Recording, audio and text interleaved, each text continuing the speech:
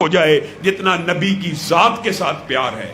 میں شرح صدر سے کہتا ہوں، چاہے بریلوی ہو، چاہے دیوبندی ہو، چاہے اہل حدیث ہو، نبی کی ذات کے ساتھ تینوں مسالک پیار کرتے ہیں، لیکن نبی کی بات سے کون پیار کرتا ہے یہ فیصلہ آپ نے کرنا ہے۔ نبی کی ذات سے پیار تینوں مسالک کرتے ہیں، نبی کی بات سے پیار کیسا ہونا چاہیے اور کس طرح کا ہونا چاہیے اور کون کرتا ہے، یہی نقطہ اختلاف ہے۔ پہلے نبی کریم صلی اللہ علیہ وسلم کے باطنی مقام و مرتبے کے صرف 2 واقعات یاد کر لیں، پھر بات کو آگے بڑھائیں گے کہ نبی صرف ظاہر میں اعلیٰ نہیں ہے، نبی باطن میں بھی اعلیٰ ہیں۔ معراج کی رات کا واقعہ سب نے سنا ہے، سبحان الذی اسری بعبدہ لیلا من المسجد الحرام الی المسجد الاقصی۔ نبی کریم کو جبریل امین مسجد حرام سے کہاں لے کے گئے؟ مسجد اقصی۔ وہاں پہ نبی کریم نے کیا دیکھا؟ بڑے خوبصورت چہرے، بڑے نورانی چہرے، بڑے سرخ و سفید چہرے، ایسے چہرے نبی کریم نے پہلے نہیں تھے دیکھے۔ جبریل کو کہنے لگے یہ کون لوگ آئے ہیں، یہ بڑے خوبصورت ہیں، یہ بڑے نورانی ہیں، یہ بڑے شاندار چمکتے ہوئے روشن چہرے ہیں۔ جبریل نے کہا آدم سے لے کر عیسیٰ تک جتنے نبیوں کو آسمان پہ اٹھا لیا گیا، آج معجزے کے طور کے اوپر آپ کو اللہ نے یہ معجزہ عنایت کیا، ان کو آج نیچے اتارا گیا ہے۔ اچھا، ان کو کس لیے نیچے اتارا گیا ہے؟ یہ اس لیے اتارے گئے ہیں تاکہ یہ مسجد الاقصی میں نماز کو ادا کرے۔ اچھا، یہ نماز کو ادا کیوں نہیں کر رہے؟ جبریل یہ نماز کو ادا کیوں نہیں کر رہے؟ کہا ان کو اپنے امام کا انتظار ہے۔ جبریل ان کا امام کون ہے؟ اس وقت نبی کریم کے باطن کا، نبی کی ذات کا، نبی کے ظاہر کا، نبی کے باطن کا اللہ رب العزت نے مقام و مرتبہ متعین کرنے کے لیے رہتی دنیا تک، رہتی امت تک یہ پیغام بھیج دیا۔ ان کا امام کون ہے؟ اس وقت جبریل امین نے نبی کریم کے کاندھے اقدس کے اوپر ہاتھ رکھ کے نبی کریم کو کم و بیش 1,24,000 انبیاء کے مسلح امامت پہ کھڑا کر دیا۔ یہ نبی کا مقام و مرتبہ ہے۔ اگر ابھی بھی سمجھ نہ آئے تو پھر روئیں جگر کو، پھر پیٹیں دل کو، پھر جو مرضی کر لیں۔ اگر پھر بھی مقام سمجھ نہ آیا تو شاید ایک اور حدیث سے بات واضح ہو جائے۔ نبی کریم ابھی چھوٹے تھے، 2 فرشتے آسمان سے اترے، ایک نے کہا ہوا کیا یہ وہی ہے؟ دوسرے نے کہا نعم ہوا ہاں یہ وہی ہے جس کے آسمان پہ بڑے تذکرے ہیں، جس کے آسمان پہ بڑے چرچے ہیں، جس کا بڑا بلند مقام و مرتبہ ہے۔ اچھا عالم تحیل میں اس کو تولا جائے، 1 کے ساتھ تولا گیا، 10 کے ساتھ تولا گیا، 100 کے ساتھ تولا گیا، 1000 کے ساتھ تولا گیا، لاکھ کے ساتھ تولا گیا، کروڑ کے ساتھ تولا گیا۔ جب میرے نبی کو 1 کروڑ انسانوں کے ساتھ تولا گیا، میرے نبی کا پلڑا بھاری ہو گیا۔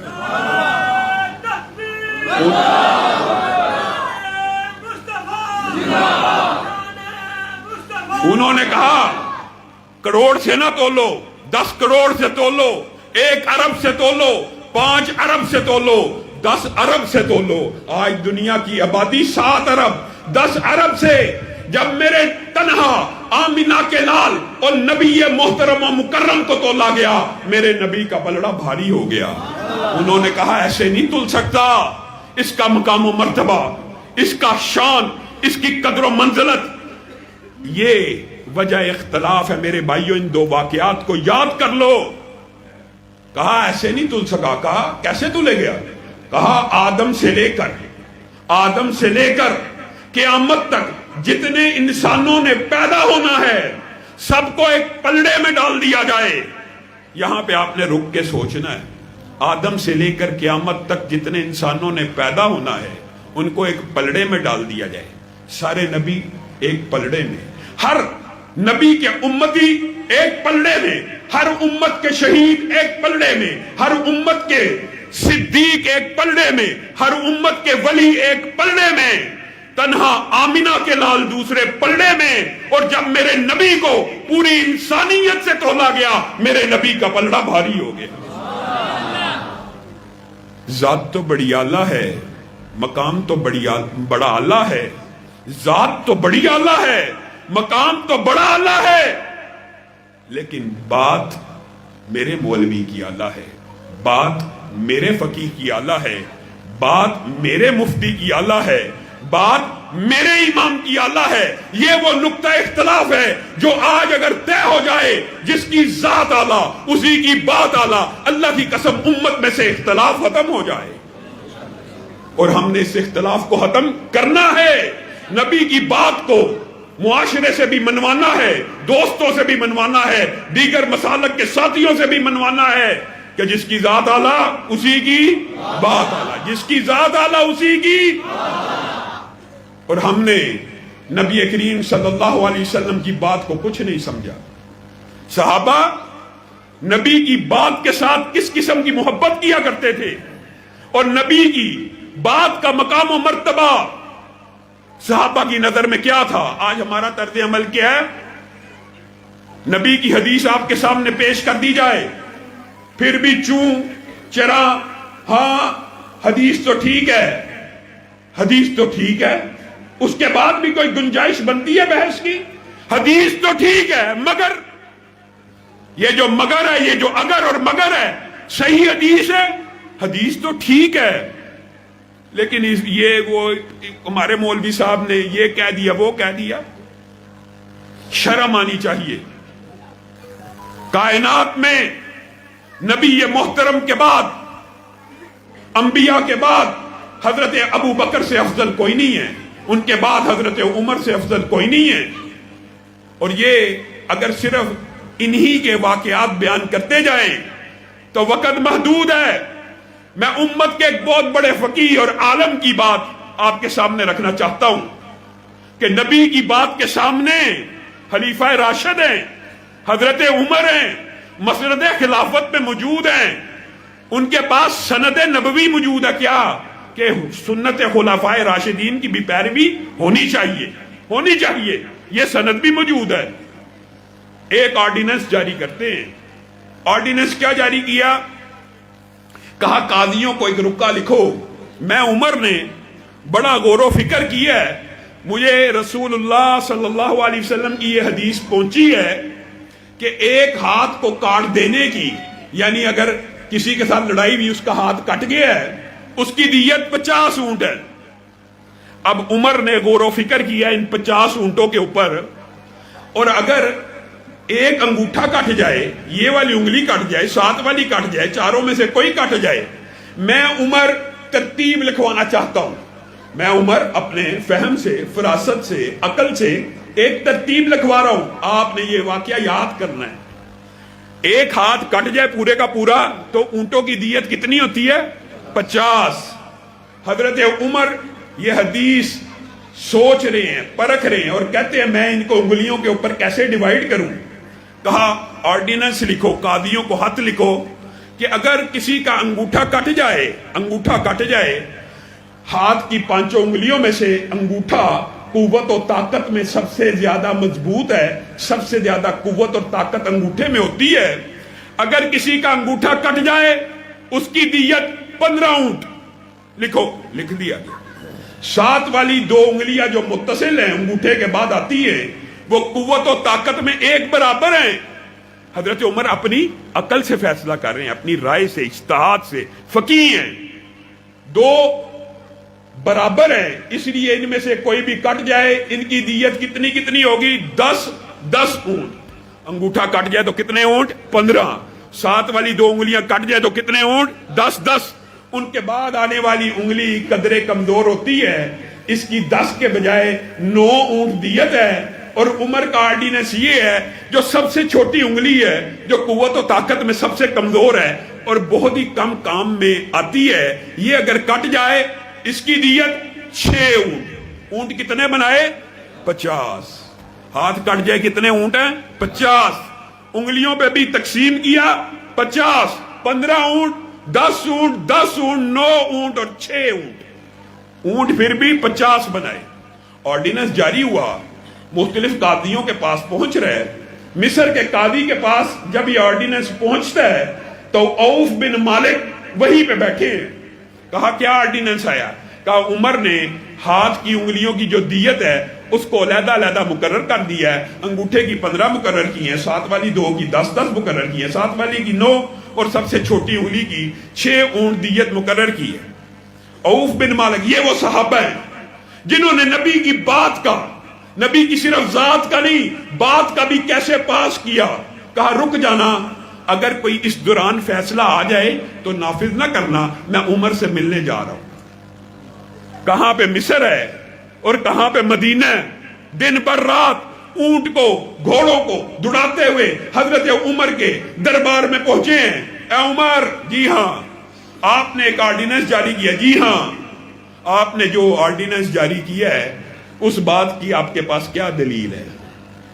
آپ اتنی دور سے آئے ہیں مصر سے، نہ کوئی حال پوچھا، نہ احوال پوچھا، نہ کھانا نہ پینا، نہ الیک نہ سلیک، سیدھا آپ میرے سے آ کے یہ بات کرنا شروع ہو گیا۔ جی ہاں آپ جو مجھ سے اتنی دور سے جھگڑنے کے لیے آگے ہیں، میں نے اپنی عقل کو لڑایا ہے، میں نے اپنے فہم کو لڑایا ہے، میں نے اجتہاد کیا ہے، میں نے رسول اللہ کی حدیث سنی تھی 50 اونٹوں کی، میں نے ان کو تقسیم کر دیا ہے۔ آپ کو میری اس بات کے اوپر کیا اعتراض ہے؟ آپ کے پاس کیا دلیل ہے؟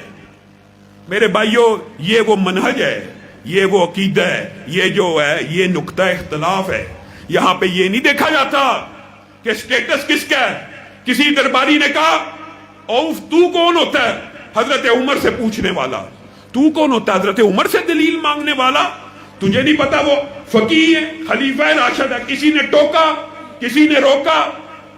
اختلاف کا ہو جانا بڑی بات نہیں ہے۔ اختلاف ہو جانے کے بعد کس کا قول فیصل ہوگا، کس کی بات کو حتمی اتھارٹی دی جائے گی اور کس کی بات کو نافذ کیا جائے گا، یہ بات اہم ہے۔ حضرت عمر نے کہا اوف تو جو میرے سے آگے جھگڑا کرنا شروع ہو گیا، تیرے پاس کوئی دلیل ہے؟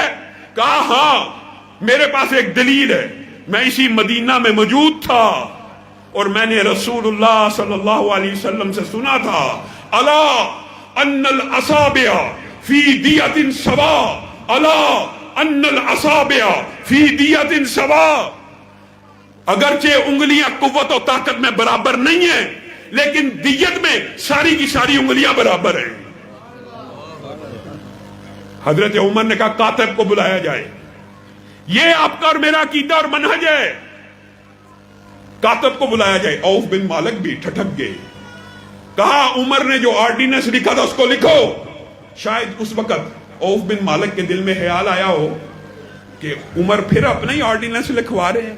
نہیں، اللہ کی قسم یہ صحابہ کا طرز عمل نہیں تھا۔ یہ طرز عمل اپنا لوگے امت میں سے اختلاف ختم ہو جائے گا۔ میرا آرڈیننس لکھو پورے کا پورا، جو میں نے لکھوایا تھا دوبارہ لکھو۔ لکھ دیا کاتب نے۔ اب نیچے لکھو کہ ہمیں عوف بن مالک کی سند سے نبی کریم کی یہ حدیث ملی ہے کہ انگلیاں قوت و طاقت میں اگرچہ برابر نہیں ہیں لیکن دیت میں برابر ہیں۔ کاتب نے لکھ دیا، کہا اب نیچے لکھو عمر کا فیصلہ۔ کیا لکھیں؟ عمر کا فیصلہ لکھو۔ اوپر عمر کا فتویٰ ہے، نیچے رسول اللہ کی حدیث ہے۔ اب عمر کا فیصلہ یہ ہے عمر کے فتوے کو مسترد کر دیا جائے، رسول اللہ کی حدیث کو نافذ کر دیا جائے۔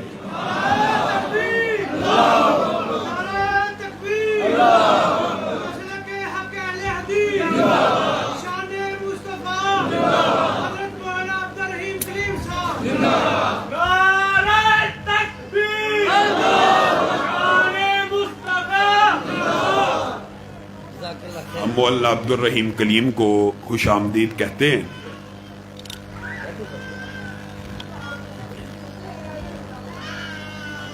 صحابہ کا آپس میں اختلاف ہو جانا یہ کوئی بڑی بات نہیں، لیکن اختلاف ہو جانے کے بعد جب صحابہ کے سامنے رسول اللہ کی حدیث آتی تھی تو کیا معاشرے میں 2 گروہ بن جاتے تھے؟ ایمانداری سے بتائیے۔ ایک کہتا تھا یار اس صحابی کی بھی مان لو، اس کی بھی مان لو۔ آج ہمارے معاشرے میں نیا چلن ہے، اور یار ان کی وہ جیسا کرتے ہیں ان کی بھی مان لو، یار وہ جیسا کرتے ہیں ان کی بھی مان لو۔ صحابہ نے ایسا نہیں کیا۔ صحابہ نے یہ نہیں کہا آدھے عوف بن مالک کی مان لیتے ہیں آدھے عمر کی مان لیتے ہیں لڑائی جھگڑا ختم. لڑائی جھگڑا ایسے ختم نہیں ہو سکتا. لڑائی جھگڑا تب ختم ہوگا جب ہر بات کے اندر یا رسول اللہ کی بات کو قول فیصل مان لیا جائے گا یا اللہ کے کتاب کو اور کلام کو قول فیصل مان لیا جائے گا. لڑائی جھگڑا ختم ہو جائے گا, امت سے اختلاف ختم ہو جائے گا.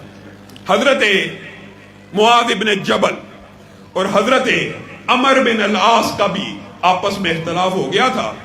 حضرت عمر بن العاص آپ کو پتہ ہے نا کتنے جلیل القدر صحابی ہیں, اور بعض بدبخت ان کے بارے میں بھی ہردہ سرائی کرتے ہیں رافضی سوچ و فکر والے. عمر بن العاص ایسے عظیم صحابی ہیں, ان کو یہ اعزاز حاصل ہے کہ ایک مرتبہ رسول اللہ صلی اللہ علیہ وسلم کے سامنے ایک مقدمہ آیا تو رسول اللہ صلی اللہ علیہ وسلم نے عمر بن العاص کو کہا آپ اس کا فیصلہ کیجئے. عمر کہنے لگے کہ آپ کے ہوتے ہوئے فیصلہ میں کروں, میری کیا جسارت ہے. کہا حق تو میرا ہے لیکن تجھے عطا کرتا ہوں, میں دیکھتا ہوں تو کیسا فیصلہ کرتا ہے. عمر بن العاص نے جب فیصلہ کیا تو رسول اللہ صلی اللہ علیہ وسلم مسکرانا شروع ہو گئے اور کہا عمر تو نے درست فیصلہ کیا, میں تیرے فیصلے سے راضی ہو گیا. یہ وہ عمر بن العاص ہے. یہ ایک علاقے کے گورنر بنے, وہاں طاعون پھیل گیا, طاعون نامی بیماری پھیل گئی. انہوں نے آرڈیننس جاری کیا اب طاعون پھیل چکا ہے, اب آپ وادیوں کا رخ کرو, نہروں کا رخ کرو اور دور دراز نکل جاؤ, دور دراز شہر سے چلے جاؤ. کوئی نہروں کے پاس چلا جائے, کوئی باغوں کے پاس چلا جائے, کوئی وادیوں میں چلا جائے. اب یہ آرڈیننس جاری ہو چکا ہے. سامنے سے اسی صوبے میں معاذ بن جبل آ رہے ہیں, لوگوں کو دیکھا ہے کہ وہ اونٹوں کے اوپر سامان لاتے ہوئے, کوئی ادھر جا رہا ہے کوئی. کہا عمر بن العاص نے آرڈیننس جاری کیا ہے کہ اگر طاعون آ گیا ہے تو اب تم وادیوں میں نہروں میں دور دراز چلے جاؤ. معاذ بن جبل نے کہا ٹھہرو میں اس سے بات کرنا چاہتا ہوں. عمر بن العاص کے پاس چلے گئے. کہا یہ جو تو نے آرڈیننس جاری کیا ہے تیرے پاس اس کی کیا دلیل ہے. عمر بن العاص نے کہا میں نے تو اپنی عقل سے فہم و فراست سے یہ بات کہی ہے, آپ جو میرے پہ اعتراض کر رہے ہیں آپ کے پاس کیا دلیل ہے. معاذ بن جبل نے کہا میں نے رسول اللہ صلی اللہ علیہ وسلم سے سنا تھا کہ جس علاقے میں طاعون پھیل جائے وہاں کے لوگ اسی علاقے میں رہیں اور باہر سے لوگ وہاں نہ آئیں, وہاں کے لوگ اسی علاقے میں رہیں. یہ بات بھی سمجھ لیجئے بات ضمنی طور پہ آئی ہے. یہاں سے یہ بات ثابت ہوتی ہے کہ وہیں پہ رہنے سے بھی جس کو موت نہیں آنی نہیں آئے گی. اور رسول اللہ ساری دنیا کو مارنا نہیں چاہتے, لیکن جو کمزور عقیدے کے لوگ ہیں جن کا یہ عقیدہ ہے کہ یہاں سے نکلنے سے یا باہر سے آ جانے سے بیماریاں متعدی ہوتی ہیں, ان کے لیے حفاظتی انتظام ہو جائے گا. طاعون والوں میں رہ کے بھی زندہ بچ جائیں گے, وہ وہاں سے نہ نکلیں, ہاں باہر کے لوگ نہ آئیں. کیا عمر بن العاص اڑ گئے کہ نہیں یہ جو بات ہے میں نے بھی, یا صحابہ کے دو گروہ گے, آدھے عمر کی مان لیتے ہیں آدھے معاذ بن جبل کی مان لیتے ہیں. عمر نے اسی وقت آرڈیننس جاری کیا کہ میں نے جو آرڈیننس جاری کیا تھا اس کو منسوخ سمجھا جائے, میرے پاس رسول اللہ کی حدیث پہنچ گئی ہے, اس حدیث کو جاری کر دیا جائے.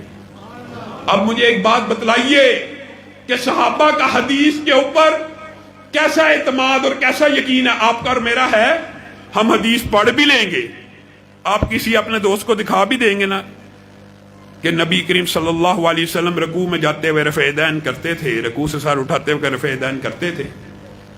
صحیح حدیث ہے, سند بھی صحیح ہے. مگر یہ جو مگر ہے یہ کیا ہے, یہاں سے اختلاف شروع ہوتا ہے اور یہ نقطہ اختلاف ہے.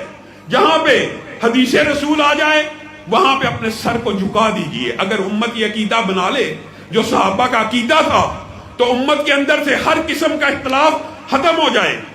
انطلقوا حتی تأتوا روضۃ خاخ, صحابہ کا نبی کی حدیث کے بارے میں کیا عقیدہ تھا.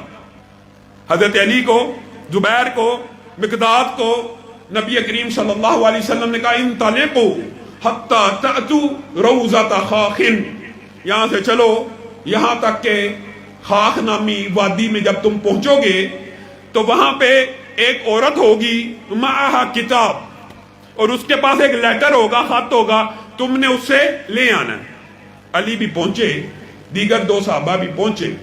عورت کی تلاشی لینا شروع کی. لمبا چوڑا واقعہ مختصر کر کے آپ کے سامنے جو نقطے کی بات ہے وہ رکھنی ہے. جب وہ روضہ خاک میں پہنچے اسی وقت ان کو عورت بھی نظر آ گئی. رسول اللہ نے یہی کہا تھا کہ روضہ خاک میں عورت ہوگی، اونٹ ہوگا، وہاں پہ اس کے عورت کے پاس کیا ہوگا؟ خط ہوگا. اب انہوں نے عورت کی تلاشی لی، اونٹ کی تلاشی لی، سارے کے سارے سامان کی تلاشی لی، خط نہ ملا. خط نے نہیں تھا ملنا، نہ ملا. عورت کہنے لگی تمہیں کسی نے غلط اطلاع دی ہے، تمہیں کسی نے معاذ اللہ غلط اطلاع دی ہے، خط میرے پاس نہیں ہے. آپ کے اور میرے جیسے محقق ہوتے تو کہتے معاذ اللہ کہ غلطی لگ گئی ہے. علی کا عقیدہ کیا ہے؟ کہا ہمیں خبر کسی بادشاہ نے نہیں دی، کسی سردار نے نہیں دی، ہمیں خبر اس نے دی ہے جس کو اللہ براہ راست بتلاتا ہے. خط تیرے پاس ہے، خط تیرے پاس ہے. اگرچہ تحقیق تو کہتی ہے، یہ جو تحقیق کرنے والے مفکر، یہ میری عقل میں حدیث نہیں آتی، تیری عقل بڑی ہے کہ حدیث بڑی ہے. تحقیق تو کہتی ہے، تفتیش تو کہتی ہے، تلاشی تو کہتی ہے خط تیرے پاس نہیں، لیکن میرا ایمان کہتا ہے خط تیرے پاس ہے.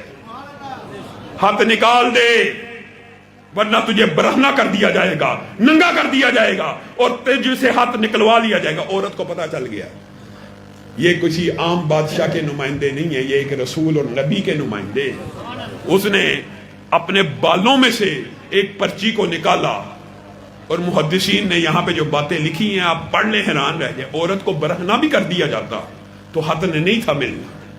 عورت کو برہنہ بھی کر دیا جاتا، خط اتنی ہوشیاری سے بالوں میں چھپایا گیا تھا، نہیں تھا ملنا. لیکن وہ صحابہ کا ایمان حدیث کے اوپر دیکھ کر ہل گئی اور بالوں میں سے وہ پرچی نکال لی. اور جو اس کی تفصیل پڑھنا چاہتا ہے ایک لمبا چوڑا واقعہ ہے. یہ صحابہ کا حدیث کے اوپر اعتماد اور یقین ہے. صرف اتنا ہے، نبی کریم صلی اللہ علیہ وسلم یہ ایک صحابی ہیں، آپ نے نام سنا ہوا ہے، ابو ذر غفاری.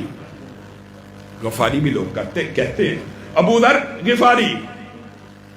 آخری وقت آ چکا ہے، آخری وقت ہے، بالکل آخری لمحات ہیں، نزا کا عالم ہے. بی بی پاس بیٹھی ہے اور رو رہی ہے. اے بی بی آپ کیوں روتی ہیں؟ کہا آپ اللہ کے رسول کے ساتھی ہیں، آپ اللہ کے رسول کے صحابی ہیں، آپ دنیا سے جا رہے ہیں، آپ کو غسل کون دے گا، آپ کو کفن کون دے گا؟ میں اس سوچ میں اس پریشانی میں مبتلا ہوں. میں خود بڑھیا عورت ہوں، میں تو آپ کو غسل نہیں دے سکتی. آپ کا جنازہ کون پڑھائے گا؟ آپ کو دفن کیسے کیا جائے گا؟ ایک رسول اور پیغمبر کے صحابی کے ساتھ یہ کیا ہوگا؟ حضرت ابو ذر غفاری جن کو نزا لگ چکی ہوئی ہے، اچانک اپنی بیوی کے اس طرح کے الفاظ سنتے ہیں تو سیدھے ہو کے بیٹھ جاتے ہیں اور کہتے ہیں ابشری ولا تبکی. میری بیوی میری بات سن لے، میں تجھے ایک خوشخبری سنانا چاہتا ہوں. تو نے رونا نہیں ہے، تو نے رونا نہیں ہے. ان کانوں نے اس خوبصورت زبان سے چند الفاظ سنے ہیں کہ جس کی زبان سے نکلا ہوا ہر لفظ حق ہے. اس نے، میرے ساتھی نے، یعنی حضرت محمد رسول اللہ صلی اللہ علیہ وسلم نے ایک مرتبہ ایک مجلس میں کہا تھا تم جتنے بیٹھے ہو تم میں سے ایک آدمی جنگل میں مرے گا، فلات الارض میں مرے گا، اور اللہ رب العزت جب وہ مرے گا اس کے جنازے کے لیے ایک جماعت کو وہاں پہ بھیجے گا جو اس کے کفن اور دفن کا انتظام کرے گی. میں ان 9 بندوں کو یاد کر رہا ہوں. اے میری بیوی ان میں سے کوئی بھی جنگل میں نہیں مرا، اب میں ہی رہ گیا ہوں. اور میرے ساتھی کی یہ بشارت اور خوشخبری ہے کہ جب میں مروں گا قافلہ آئے گا، قافلہ آئے گا، مجھے دفن کرے گا، مجھے کفن پہنائے گا. تو نے ایک کام کرنا ہے، جس وقت میری روح نکل جائے تو نے کوئی ٹینشن نہیں لینی، تو نے میری میت کو اس دروازے کے باہر رکھنا ہے. اللہ رب العزت ایک قافلے کو بھیجے گا، کیونکہ میرے دوست نے مجھے یہ خبر دی ہے. اور کیا ہوا؟ ابھی وہ فوت ہوتے ہیں یہ الفاظ کہہ کے دنیا سے چلے گئے، روح نکل گئی، ابھی فوت ہوئے ہیں، دروازے پہ دستک ہوئی، بیوی نے کہا کون ہے؟ کہا عبداللہ ابن مسعود ہوں، بصرہ سے آ رہا ہوں، آج بڑا دل کیا میرے ساتھ مسلمانوں کی ایک جماعت ہے، ابو ذر غفاری کی عیادت کر لوں۔ کہا آپ کا دوست تو دنیا سے چلا گیا ہے اور مجھے یہ کہہ کے گیا ہے کہ اللہ ایک جماعت کو بھیجے گا، ایک قافلہ آئے گا جو تیری تدفین کرے گا۔ میرے بھائیو یہ وہ عقیدہ ہے، حدیث سنی ہے اعتماد ہے، حدیث سنی ہے یقین ہے، اور جس کو یقین نہیں آتا وہ عثمان بن طلحہ کے واقعے کے اوپر آج بھی غور کر لے۔ یہ کتنا لمبا چوڑا واقعہ مختصر کر کے آپ کے سامنے رکھتا ہوں۔ عثمان بن طلحہ رسول اللہ صلی اللہ علیہ وسلم نے فتح مکہ کے موقع کے اوپر ان سے جب خانہ کعبہ کی چابیاں لی، یہ ایک لمبا چوڑا واقعہ ہے، پہلے ان کے گھر بھیجا تو وہ گھر میں ابھی والدہ نے اسلام کو قبول نہیں تھا کیا ہوا، حضرت عمر کو پیچھے بھیجا، پہلے بلال کو بھیجا پھر حضرت عمر کو بھیجا۔ حضرت عمر کی جلالی آواز سن کے ماں نے کہا دے دو چابیاں لے آئے۔ رسول اللہ صلی اللہ علیہ وسلم نے خانہ کعبہ کے اندر جو عبادت کرنی تھی وہ کی اور باہر نکلے۔ عثمان کہاں ہے؟ عثمان کو نہ پایا، صحابہ سے پوچھا عثمان کہاں چلا گیا؟ کہا وہ روتا ہوا آنسو بہاتا ہوا یہاں سے چلا گیا۔ کہا اس کو بلا کے لاؤ۔ عثمان ہمیں چابیاں دے کے رو رہے ہو؟ نہیں اللہ کے رسول ایسی بات نہیں، اسلام کو قبول کر لیا۔ ہاں روتا اس بات پہ ہوں کہ ایک دن تھا، یہی مکہ تھا، یہی خانہ کعبہ تھا، آپ میرے پاس آئے تھے اور آپ نے کہا تھا عثمان یہ چابیاں مجھے دے دے، میں 2 رکعت خانہ کعبہ کے اندر ادا کرنا چاہتا ہوں۔ اس وقت آپ نے مجھے ایک جملہ کہا تھا، وہ جملہ یاد کر کر کے روتا ہوں۔ اور یہ ہے وہ حدیث کے اوپر ایمان کہ کاش اس وقت آپ کی حدیث اور آپ کی بات کا ادراک ہوتا۔ آپ نے اس وقت مجھے کہا تھا عثمان ایک دن آئے گا یہ چابیاں میں محمد صلی اللہ علیہ وسلم کے ہاتھ میں ہوں گی اور جس کو دینا چاہوں گا عطا کروں گا۔ میں اس واقعے کو یاد کر کر کے رو رہا ہوں کہ کاش اس وقت آپ کی حدیث آپ کی بات کو مان لیا ہوتا۔ رسول اللہ صلی اللہ علیہ وسلم نے کہا عثمان رو مت، غم مت کر، چابیاں پہلے تجھے دی تھی کافروں نے، تجھ سے چھین لی گئی، آج میں محمد صلی اللہ علیہ وسلم دیتا ہوں۔ خذوہا خالدتن تالدتن لا یضیعھا الا کافر۔ عثمان آج یہ چابیاں میں محمد تجھے دیتا ہوں اور اس وقت تک یہ چابیاں تیرے پاس رہیں گی جب تک ایک کافر حکمران نہیں آئے گا اور تجھ سے چابیاں نہیں چھین لے گا۔ آج 1400 برس بیت گئے، سینکڑوں حکومتیں بدل گئی، سینکڑوں خلافتیں بدل گئی، سینکڑوں والی مکہ تبدیل ہو گئے، کسی ایک کو یہ جرأت نہ ہوئی کہ عثمان بن طلحہ کے خاندان سے چابی واپس لے لے۔ خذوہا خالدتن تالدتن۔ عثمان اب یہ چابیاں ہمیشہ تیرے پاس رہیں گی۔ بڑے بڑے ظالم آئے، بڑے بڑے ظالم آئے، اللہ کی قسم اس لیے چابیاں نہیں لی کہ رسول اللہ نے کہا تھا جو چابیاں لے گا وہ کافر ہوگا، جو تجھ سے چابیاں لے گا وہ کافر ہوگا۔ یہ نشانی بتائی کہ مکہ کی چابیاں اس وقت تک تیرے پاس رہیں گی جب تک مکہ میں ایک کافر حکمران آ کے یہ تیرے خاندان سے لے نہ لے گا۔ اب بتائیے حجیت حدیث کی اس سے بڑی کیا دلیل ہو سکتی ہے؟ ہر فقہ کے، ہر مسلک کے مختلف مکاتب فکر کے والی مکہ ہے، کسی کو جرأت ہوئی عثمان بن طلحہ کے خاندان سے چابیاں لینے کی؟ یہ رسول اللہ کی بات ہے، یہ رسول اللہ کی بات ہے جس کو میں نے اور آپ نے کچھ نہیں سمجھا۔ رسول اللہ کی ذات سب قربان اپنی جان کرنے کو تیار ہیں، اہل حدیث بھی، دیوبندی بھی، بریلوی بھی۔ رسول اللہ کی بات آئے وہ نہیں ماننی۔ ذات کو تو یار مکہ کے مشرکین بھی کہتے تھے الصادق آ رہے ہیں، الامین آ رہے ہیں۔ بات تو ذات کی صرف نہیں ہے، ذات کو ماننا بھی باعث اجر و ثواب ہے، لیکن حقیقت یہ ہے کہ بات کو بھی مانا جائے۔ رسول اللہ صلی اللہ علیہ وسلم کی بات کی اہمیت اگر ہمیں سمجھ آ جائے تو ہمارا سارے کا سارا قبلہ درست ہو جائے۔ رسول اللہ صلی اللہ علیہ وسلم ایک مرتبہ گھر آئے تو ماں عائشہ نے بتایا ابھی آپ کے 3 صحابی آئے تھے، انہوں نے ایک نے آپ نے یہ حدیث سنی ہے جو نقطہ وہ بیان کرنا چاہتا ہوں۔ ایک نے آپ کی عبادت کے بارے میں پوچھا، ایک نے روزوں کے بارے میں، ایک نے آپ کی بیویوں کے بارے میں، پھر ہر ایک نے قسم کھائی۔ ایک صحابی نے یہ کہا وہ تو اللہ کے رسول ہیں، ان کے تو اگلے پچھلے گناہ معاف ہیں، میں آج کے بعد ہمیشہ روزے سے رہوں گا۔ دوسرے نے کہا میں آج کے بعد ہمیشہ رات کو قیام کروں گا، رسول کے تو اگلے پچھلے معاف ہیں، آپ اتنا قیام کرتے ہیں لیکن میں پوری رات کا قیام کروں گا۔ تیسرے نے کہا میں آج کے بعد شادی نہیں کروں گا۔ رسول اللہ صلی اللہ علیہ وسلم بے چین ہو کے تیزی سے باہر نکلے، تینوں کو پکڑ لیا، تم نے یہ بات کی ہے؟ ہاں کی ہے۔ رسول اللہ صلی اللہ علیہ وسلم نے وہاں پہ ایک رہنما اصول اور آپ کا اور میرا منہج بتلایا، کہا میں تم میں سے سب سے زیادہ متقی ہوں، اور میں روزے رکھتا بھی ہوں اور روزے چھوڑتا بھی ہوں، پیر کا روزہ رکھتا ہوں، جمعرات کا روزہ رکھتا ہوں، باقی دن کے چھوڑ دیتا ہوں، میں تم میں سے سب سے متقی ہوں، میں رات کا ایک پہر جاگتا ہوں اور ایک پہر سو جاتا ہوں، اور میں تم میں سے سب سے زیادہ متقی ہوں، میں نے شادیاں بھی کی ہیں۔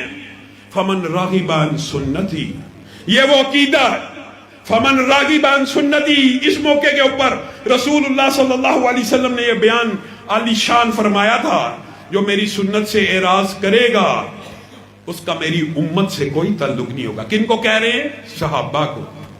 یہاں پہ راغبان یا اعراض کا کیا ترجمہ ہے؟ اعراض ہوتا ہے یا آگے نکلنا یا پیچھے رہ جانا۔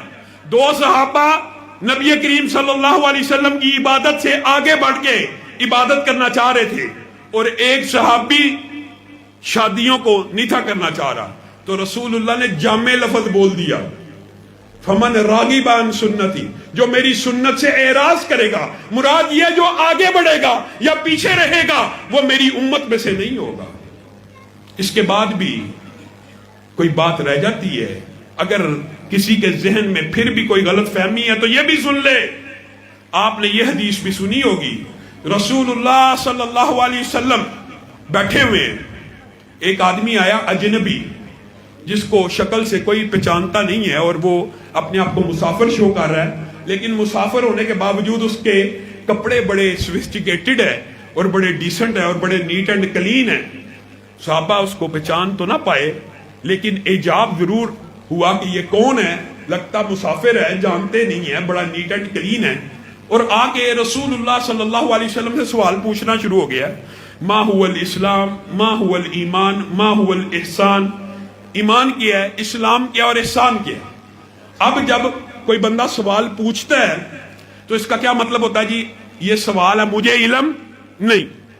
ایک عام فہم بات ہے، سوال اس لیے پوچھا جاتا ہے کہ مجھے علم نہیں، آپ جواب دے دیں، لیکن جب رسول اللہ صلی اللہ علیہ وسلم جواب دیتے ہیں تو کہتا صدقتا، آپ نے سچ کہا۔ پہلے سوال کرتا ہے جیسے علم نہیں، اور جب رسول اللہ جواب دے دیتے ہیں تو کہتے ہیں آپ نے درست کہا۔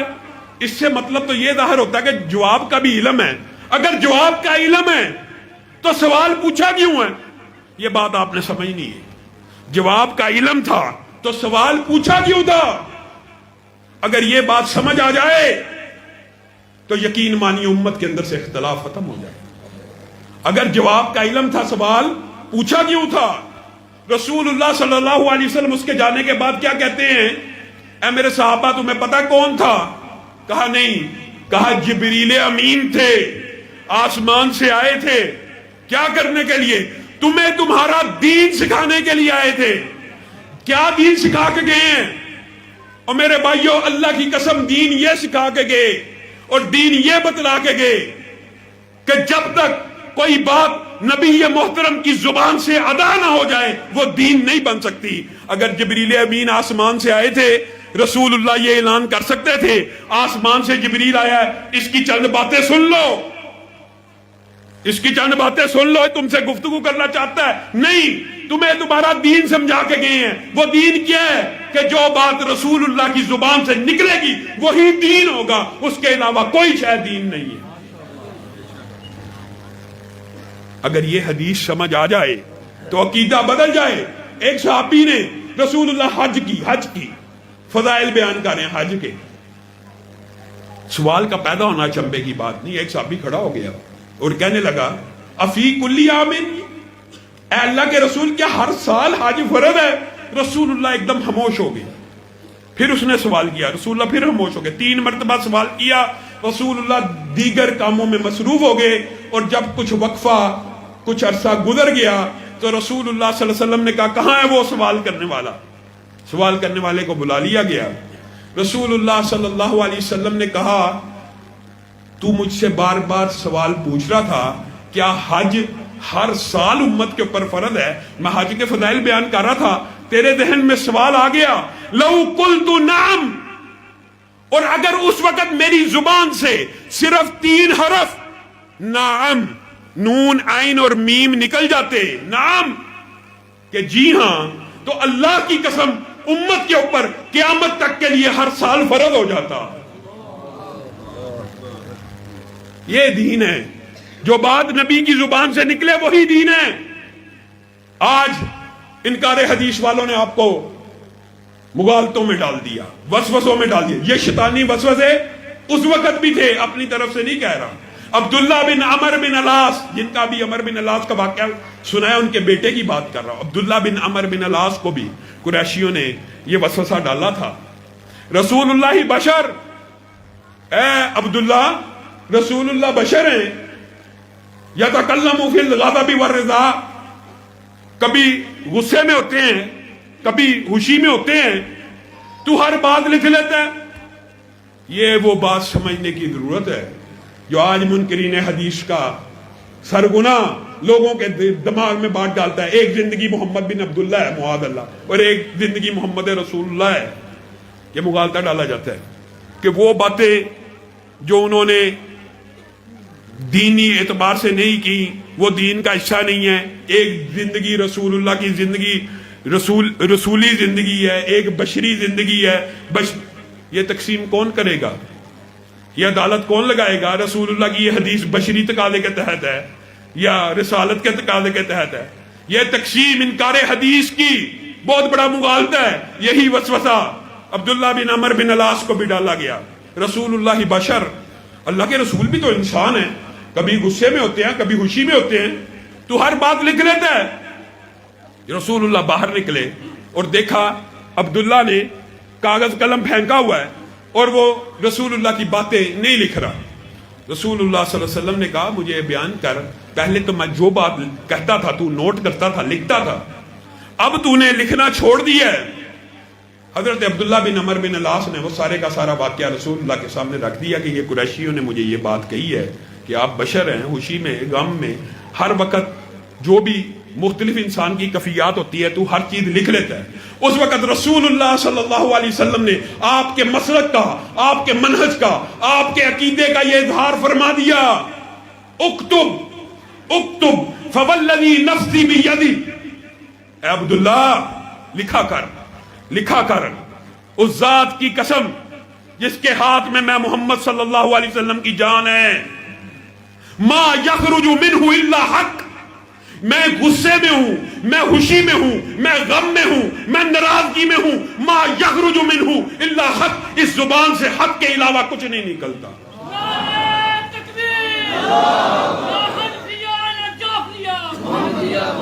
وما ینطق عن الہوی ان ہوا الا وحی یوحی. عجیب بات ہے, مغالطہ ڈالا ہوا ہے.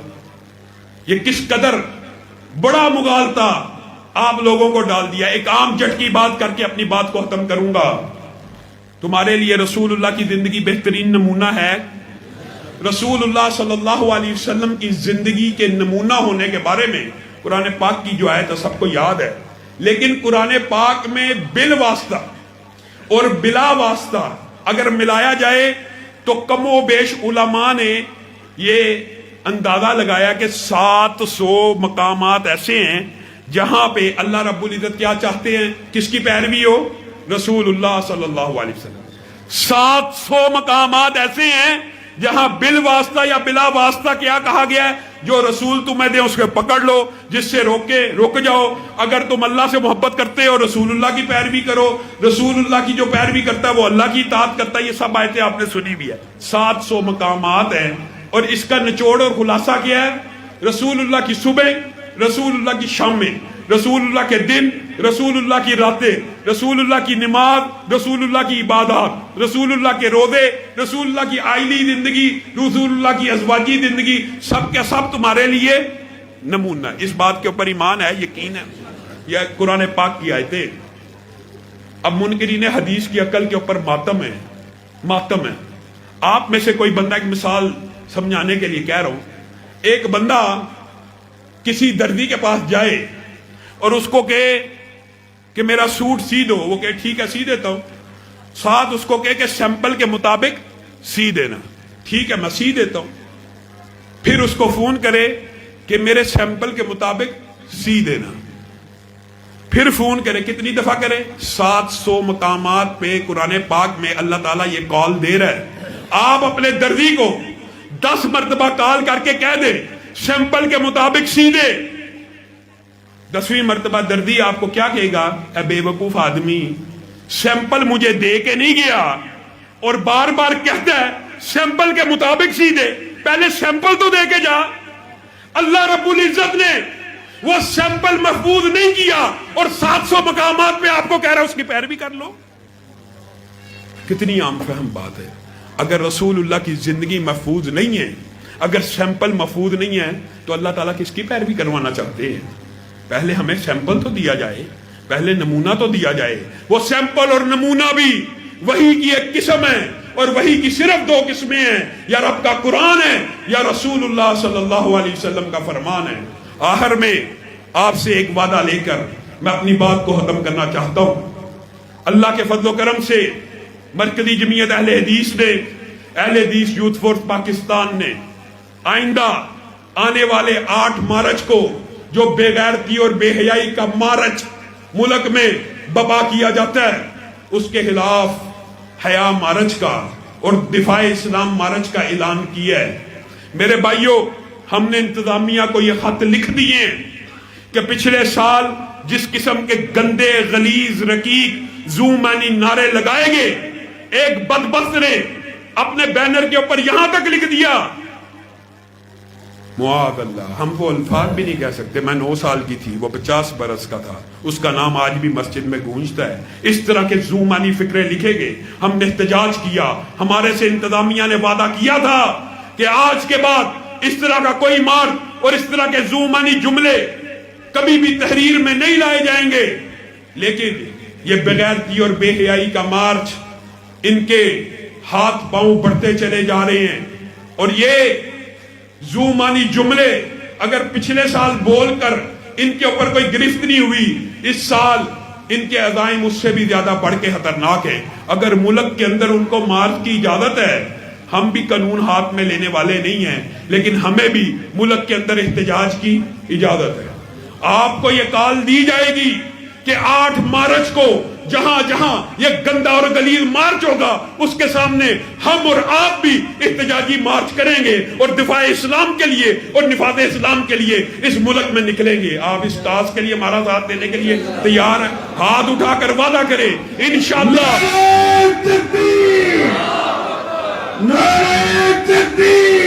خون دل دے کے نکھاریں گے روح برگ گلاب، ہم نے گلشن کے تحفظ کی قسم کھائی ہے۔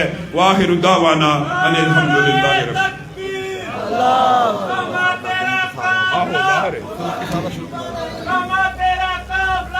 اب دعوت دوں گا محترم جناب ڈاکٹر شہباز قمر صاحب کو کہ وہ مائک پر آئیں اور تقسیم اسناد کے لیے ڈاکٹر محمد شہباز قمر صاحب۔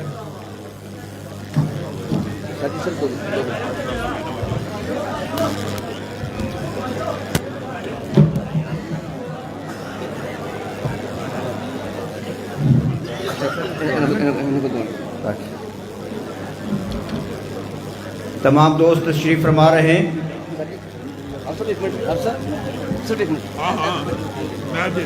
حضرت شیخ صاحب کے ہاتھوں اپنے ہونہار طالب علم جنہوں نے جامعہ رحمانیہ سے قرآن پاک کا حفظ کا سلسلہ مکمل کیا ہے، میں ان کو دعوت دوں گا۔ سب سے پہلے تشریف لائیں حافظ عبد الرحمن بن غلام حسین۔ حافظ عبد الرحمن بن غلام حسین وہ اسٹیج پہ تشریف لائیں اور علامہ ہشام الہی ظہیر کے دست مبارک سے اپنی سند فراغت اور شیلڈ کو وصول کریں۔ جناب حافظ عبدالرحمان بن غلام حسین. اگلے دوست ہیں حافظ عریب صاحب.